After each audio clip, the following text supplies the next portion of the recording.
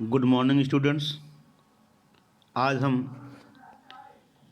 Amine की रासायनिक अपक्रिया के आगे आज हम लोग डायोजोनियम लवण पर चर्चा करेंगे। इसके पहले वाले क्लास में हम लोग डायोजोनियम कैसे बनता है, क्या होता है, वो हम लोग पढ़े थे। उसकी रासायनिक आप लोग डायोजोनियम का सम्मान सूत्र आप लोग को बताया गया था। आर आपका यहाँ पे जो आप देखते बेटा आर यहाँ पे एरोमेटिक कंपाउंड पे चर्चा हुई थी। किस पे चर्चा हुई थी? एरोमेटिक। आप लोग इसको सिंपल ऐसा भी कह सकते हो कि ए आर। क्या कह सकते हो? ए आर, या एरोमेटिक कंपाउंड है। एरोमेटिक कंपाउंड और नाइट्रोजन की संख्या यहाँ पे 2 रहती है और प्लस के रूप में रहता है, और उसी के साथ एक निगेटिव वाला यानी इलेक्ट्रॉन रागी रहता है, चाहे वो ब्रोमीन हुआ, चाहे क्लोरीन हुआ, चाहे हाइड्रोजन सल्फेट था, हाँ, या OH कुछ भी हो सकता था। आप लोग इसको हम सामान्य सूत्र बताए थे बेटा। आज डायोजोनियम लवण कैसे बनता है इस पर हम लोग चर्चा करेंगे। डायोजोनियम लवण का विरेचन की विधि। बेटा डायोजोनियम आपका ये है, अगर इसको हमको बनाना है तो सबसे सिंपल सा मेथड होता है बेटा कि एनिलीन का मतलब ये आपका एनिलीन और नाइट्रस अम्ल की अपक्रिया 273 से 278 केल्विन ताप पर कराने पर आपका बेंजीन डायोजोनियम या डायोजोनियम लवण बनता है। बेंजीन डायोजोनियम लवण बनता है, कुछ भी बनता है। अब बेटा यहाँ पे आप लोग देखते हैं ये नाइट्रस अम्ल कैसे बनाएंगे। नाइट्रस अम्ल बनाने के लिए हम सोडियम नाइट्राइट यानी NaNO3 और हाइड्रोक्लोरिक अम्ल, सोडियम नाइट्राइट तथा हाइड्रोक्लोरिक अम्ल की अपक्रिया द्वारा या दोनों की अपक्रिया कराते हैं तो नाइट्रस अम्ल बनता है। और यह नाइट्रस अम्ल को एनिलीन के साथ 273 से 278 केल्विन ताप पर गर्म करने पर हमको डायोजोनियम लवण बनता है। क्या बनता है? डायोजोनियम या बेंजीन डायोजोनियम लवण बनता है। सोडियम क्लोराइड भी बना और क्या बना? जल बना। तो यही सिंपल सा मेथड है बेटा, देख लो। बेंजीन डायोजोनियम क्लोराइड को एनिलीन एवं नाइट्रस अम्ल की अपक्रिया द्वारा 273 से 278 केल्विन ताप पर बनाया जाता है। नाइट्रस अम्ल की अपक्रिया मिश्रण में ही सोडियम नाइट्राइट तथा हाइड्रोक्लोरिक अम्ल की अपक्रिया से उत्पन्न करते हैं प्राथमिक एरोमेटिक एमीन। कई बार चर्चा हुई प्राथमिक, द्वितीयक और तृतीयक। प्राथमिक एरोमेटिक एमीन की डायोजोनियम परिवर्तन को डाईएजोकरण बोलते हैं या कहते हैं अस्थाई। हाँ, एक बात ध्यान दीजिएगा, सबसे महत्वपूर्ण बात बेटा इसमें यह है कि इसकी जो प्रकृति होती है डायोजोनियम क्लोराइड की या डायोजोनियम लवण की, क्लोराइड मत कहो, डायोजोनियम लवण कहो, क्योंकि अगर यहाँ पे आप हाइड्रोक्लोरिक अम्ल लिए हैं तो ये बनेगा। आप जो भी लेंगे उसी प्रकार के डायोजोनियम लवण बनेंगे, ठीक। तो इनकी जो प्रकृति होती है, नेचर जो होता है बेटा, वह बहुत अस्थायी होता है। अस्थायी मतलब इनका नेचर बदलता रहता है, मतलब फिक्स नहीं रहता, निश्चित नहीं रहता, इनका नेचर बदलता रहता है। इसलिए इसका भंडारण नहीं किया, इसको बनाते हैं फिर इसका तुरंत उपयोग कर लेते हैं। सबसे बड़ी बात यह है कि इनका जो नेचर होता है वह अस्थायी होता है। अस्थायी नेचर होने के कारण इसका भंडारण हम नहीं कर पाते हैं और इसको बनाने के बाद हम तुरंत इसका उपयोग कर लेते हैं। बस यही है, बहुत सिंपल सा है बेटा इसको बनाने की भी। देखो आप लोग को बताया गया, यही सूत्र है C6H5PNH2, इसको हम बोलते हैं एनिलीन। ये आपका सोडियम नाइट्राइट हुआ, सॉरी बेटा, और ये HCl, ये दोनों आपस में अपक्रिया करके क्या बना लिए? नाइट्रस अम्ल। ताप ये है और ये आपका बन गया एनिलीन और सोडियम क्लोराइड यानी नमक और जल, ठीक। डायोजोनियम क्लोराइड या यहाँ पे बन गया है क्योंकि यहाँ पे N2Cl है इसलिए क्लोराइड है। कुछ और होता, आप लोग को इस पर कल चर्चा हुई थी क्या क्या हो सकता है। बहुत ही गुड। बेंजीन डायोजोनियम क्लोराइड एक रंगहीन क्रिस्टलीय ठोस है। क्रिस्टल मतलब रवा के रूप में, दाना के रूप में होता है। यह जल में विलेय तथा ठंडे में अस्थायी होता है। अगर इसको आप पानी में डालेंगे तो ये घुल जाएगा और ठंडे अवस्था में क्या रहता है, अस्थायी रहता है, किंतु गर्म करने पर अगर ठंडा है, अगर आप फ्रीज किए हैं तब फिर तो ये बेंजीन डाइज़ोनियम क्लोराइड ही रहेगा। लेकिन जैसे इसको हम ताप देते हैं, ये जल से अपक्रिया करके ठोस अवस्था में आसानी से विघटित हो जाता है। बेंजीन डाइज़ोनियम फ्लोरेट जल में अविलेय तथा कच्छ ताप पर अस्थायी होता है। बेटा ये भौतिक गुण होता है।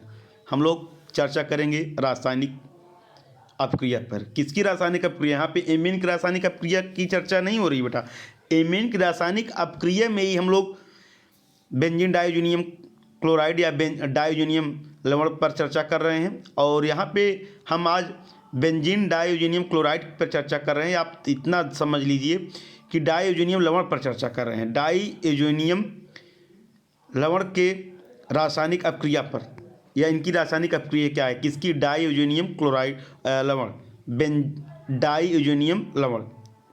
ठीक बेटा, इनकी रासायनिक अपक्रिया पर अगर हम चर्चा कर रहे हैं तो दो प्रकार की ये रासायनिक, या दो प्रकार की रासायनिक अपक्रियाओं में इसको दो या भागों में बांट सकते हैं। इनकी रासायनिक अपक्रिया को देखते हुए हम इनकी रासायनिक अपक्रिया को दो भागों में बांट सकते हैं। पहला है नाइट्रोजन प्रतिस्थापन अपक्रिया और दूसरा है अपक्रियाएं जिसमें डाइज़ोनियम समूह सुरक्षित रहता है। दो प्रकार का है। एक है क्या? नाइट्रोजन प्रतिस्थापन अपक्रिया, यानी डाइज़ोनियम लवण का जो नाइट्रोजन होता है N2+ के रूप में रहता है, उसका प्रतिस्थापन यानी उसका स्थान बदलना। और उसका प्रतिस्थापन करेगा कौन? क्योंकि वो एक नाभिक रागी है, और नाभिक रागी का प्रतिस्थापन करेगा कौन? नाभिक रागी।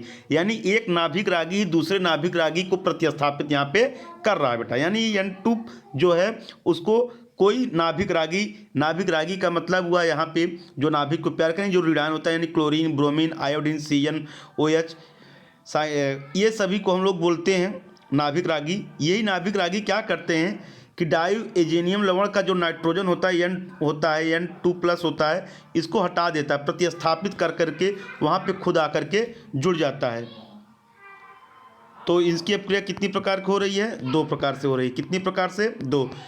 डाइज़ोनियम लवण की रासायनिक अपक्रिया दो प्रकार की होती है। एक होती नाइट्रोजन प्रतिस्थापन अपक्रिया, दूसरा अपक्रियाएं जिसमें डाइज़ोनियम सुरक्षित रहता है। तो हम लोग एक करके पढ़ेंगे बेटा। चलो सर्वप्रथम हम लोग पढ़ते हैं नाइट्रोजन प्रतिस्थापन अपक्रिया। किस पे? नाइट्रोजन प्रतिस्थापन अपक्रिया। नाइट्रोजन प्रतिस्थापन की हम बात कर रहे हैं, यानी कहने का ये मतलब है कि इसमें नाइट्रोजन क्या होगा? प्रतिस्थापित होगा। प्रतिस्थापित मतलब उसका स्थान बदलेगा। तो इसमें आप लोग ध्यान दें क्या है, डाइज़ोनियम समूह एक उत्तम अवशिष्ट समूह है। डाइज़ोनियम समूह का ऐसा समूह है एक उत्तम अवशिष्ट मतलब लिविंग ग्रुप, यानी कि ये रहेगा, अब अवशिष्ट है, यानी ये बचा रहेगा, ये जाएगा नहीं, खत्म नहीं होगा। अवशिष्ट समूह होने के कारण chlorine, bromine, iodine, CN, OH आदि समूहों द्वारा सरलता से प्रतिस्थापित हो जाता है।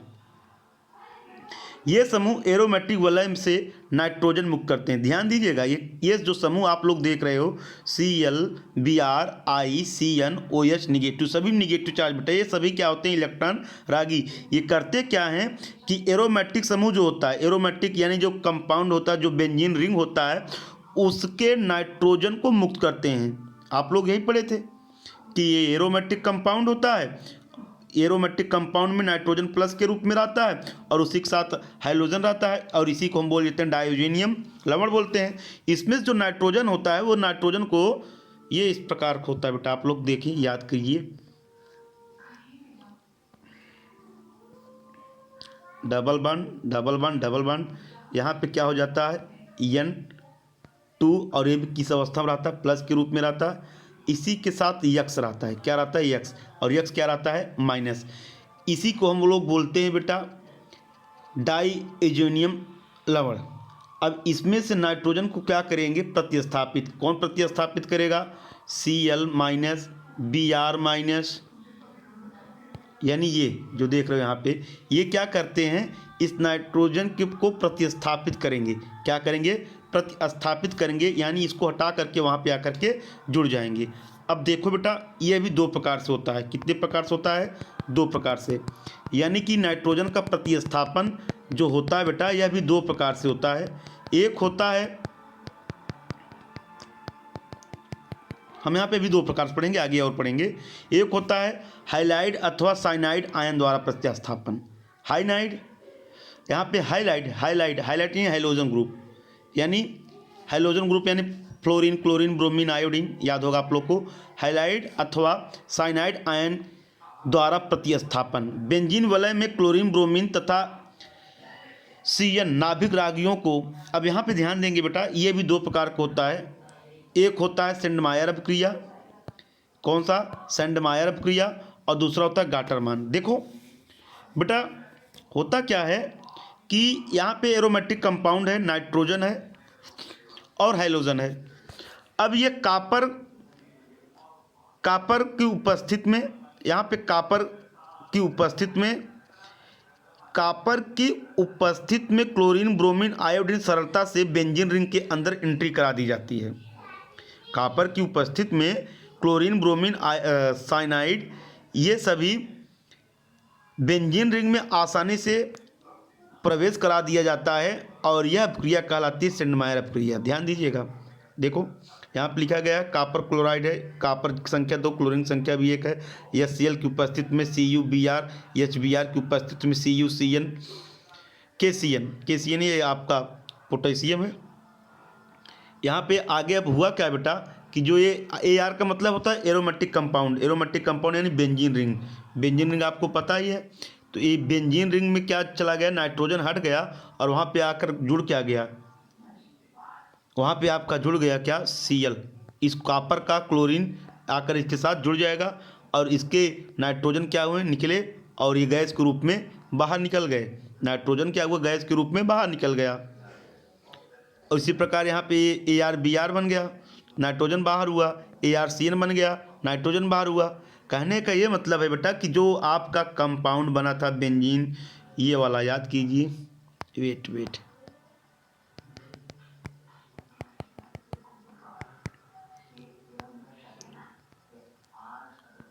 बेंजीन रिंग ये था बेटा आपका, डबल बॉन्ड इस पर बन ही नहीं पा रहा है। यहाँ पे N2+ था बेटा और X था माइनस। इसमें से N जो है निकलेगा और वहाँ पे जुड़ क्या गया, Cl।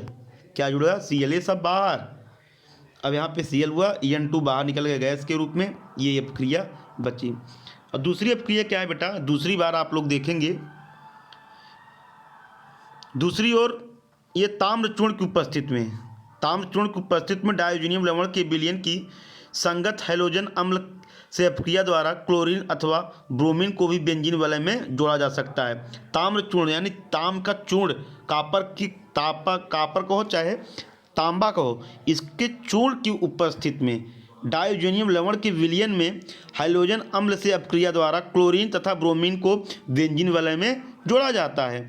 फिर जब बेंजीन वलय में अगर क्लोरीन, ब्रोमीन जुड़ गए तो नाइट्रोजन क्या होगा, बाहर होगा और कापर का साथ, यहाँ कापर जो चूर्ण है उसके साथ ये वाला हाइलोजन यानी X आकर के बाहर हो गया।